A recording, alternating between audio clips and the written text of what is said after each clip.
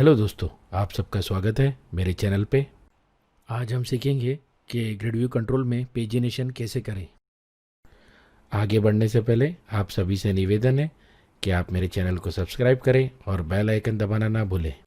सबसे पहले यहाँ पर मैं आपको web.config फाइल दिखा रहा हूँ, जहाँ पर मैंने कनेक्शन स्ट्रिंग डिफाइन कर रखी है जो कि नॉर्थविंड डेटाबेस को कनेक्ट करती है।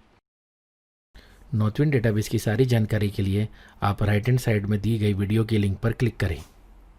तो चलिए शुरुआत करते हैं। सबसे पहले मैं ग्रिड व्यू ऐड कर रहा हूँ।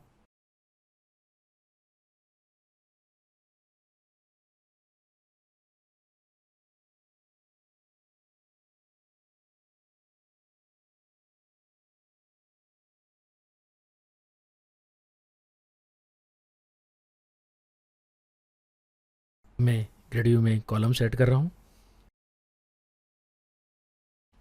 मैं कुछ 4 बाउंड फिल कॉलम सेट करूँगा। Customer ID, contact name, city और कंट्री, ये चारों भी कॉलम्स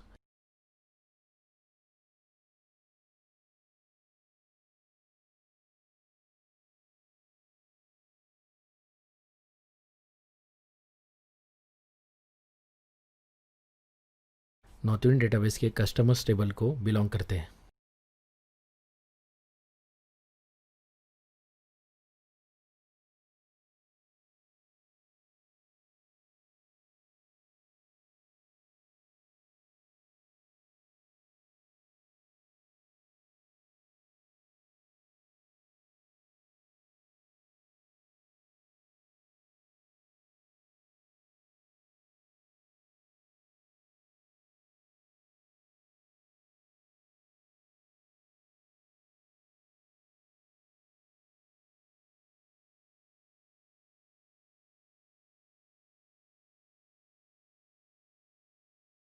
तो लीजिए, हमारी ग्रिड व्यू अब तैयार है। अब चलते हैं कोड बिहाइंड में, जहाँ पर हम इसे डेटाबेस से कनेक्ट कर कर पॉपुलेट करेंगे। तो चलिए शुरुआत करते हैं नेम स्पेसेस ऐड करके। सबसे पहले सिस्टम डॉट डेटा, उसके बाद system dot data dot SQL client. यहाँ पर मैं एडीओ डॉट नेट का इस्तेमाल करूँगा। और तीसरी name space system dot configuration, connection string use करने के लिए, जो हमने वेब डॉट कॉन्फ़िग में सेव की है। अब एक नीचे मैं प्राइवेट मेथड बना रहा हूँ। मेथड इसलिए बना रहा हूँ क्योंकि इसी मेथड को हम पेज लोड में भी कॉल करेंगे और इसी मेथड को हम पेजिंग की on page index changing event में भी कॉल करेंगे। यहाँ पर सबसे पहले मैं कनेक्शन स्ट्रिंग को रीड कर रहा हूँ वेब डॉट कॉन्फ़िग फाइल से, उसकी की का इस्तेमाल करके।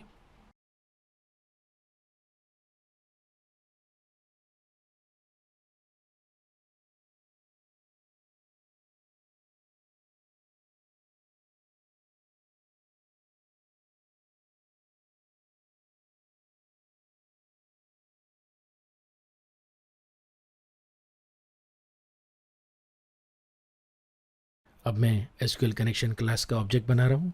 यहाँ पर आप देख रहे होंगे मैंने यूजिंग स्टेटमेंट का इस्तेमाल किया है।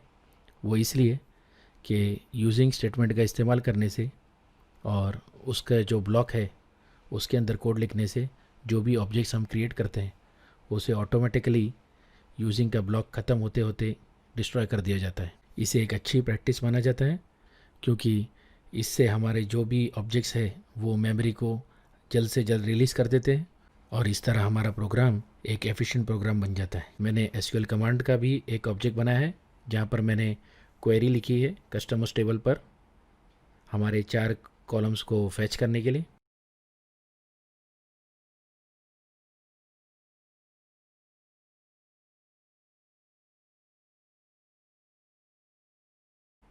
उसके बाद मैं एसक्यूएल डेटा अडेप्टर का ऑब्जेक्ट बना रहा हूँ।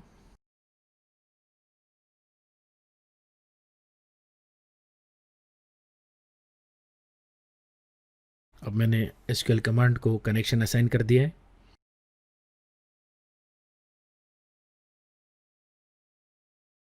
उसके बाद मैंने एसक्यूएल डेटा अडेप्टर को सिलेक्ट कमांड असाइन कर दिया है।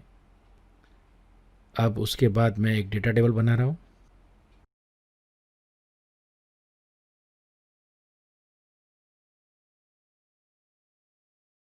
अब इस डेटा टेबल को हम फिल करेंगे एसक्यूएल डेटा अडैप्टर के फिल फंक्शन से। एक बार डेटा टेबल फिल हो जाए तो उसे ग्रिड व्यू को असाइन कर दिया जाएगा।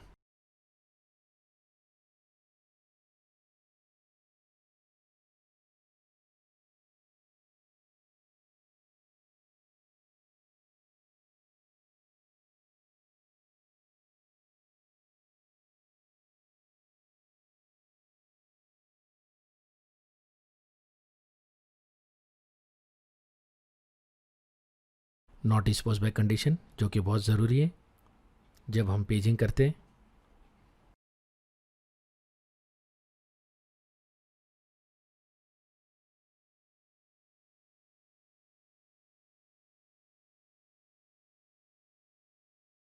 तो चलिए, हमारा ग्रिड व्यू का पॉपुलेशन पार्ट कंप्लीट हो गया है। अब इस फंक्शन को मैंने पेज लोड में कॉल भी कर दिया है, तो चलिए कोड को रन कर चेक करते हैं। देखिए, हमारी ग्रिड व्यू तैयार है और वो सारे के सारे रिकॉर्ड्स को दिखा रही है। अब हम शुरुआत करते हैं पेजिंग की। यहाँ पर मैं अलाउ पेजिंग प्रॉपर्टी को ट्रू सेट कर रहा हूँ और साथ ही साथ on page index changing event को भी सेट कर रहा हूँ।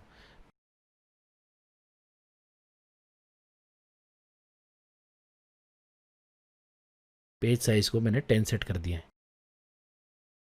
तो चलिए कोड भी एंड में, जहाँ पर हम पेज इंडेक्स चेंजिंग इवेंट को डिफाइन करेंगे।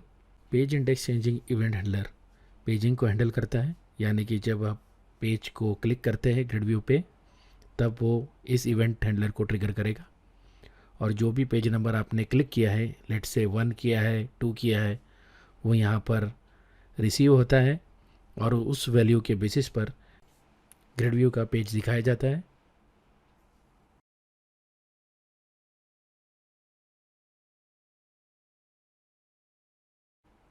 यहाँ पर सबसे पहले ग्रिड व्यू का पेज इंडेक्स प्रॉपर्टी को सेट किया जाएगा।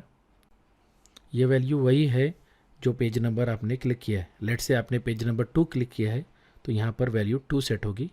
तो ग्रिड व्यू को एक तरह से बताया जा रहा है कि आपको अब पेज नंबर 2 का डेटा दिखाना है। अब इसके बाद हम ग्रिड व्यू को फिर से बाइंड करेंगे, जिसके लिए हम बाइंड ग्रिड फंक्शन को कॉल कर रहे हैं। तो चलिए, हमारा on page index changing event handler भी तैयार है। अब चलते हैं कोड को रन करके चेक करते हैं।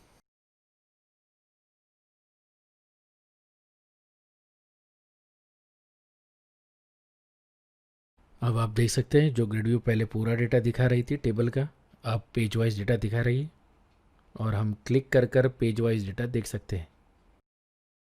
और इस तरह हम वीडियो के अंत में आते हैं। सोर्स कोड और डेमो की लिंक्स डिस्क्रिप्शन में मौजूद है। आपका बहुत बहुत शुक्रिया वीडियो देखने के लिए। जल्द ही मिलते हैं अगले वीडियो में।